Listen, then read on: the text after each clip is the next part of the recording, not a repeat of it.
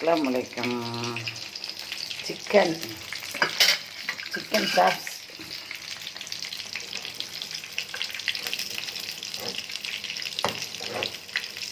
நம்ம செஞ்சு வச்சுக்கிட்டா டக்குண்டு யாராவது நம்ம வீட்டுக்கு கெஸ்ட்டு வந்துட்டா டக்குன்னு இப்போ இதை நம்ம விரும்புகிறோம்.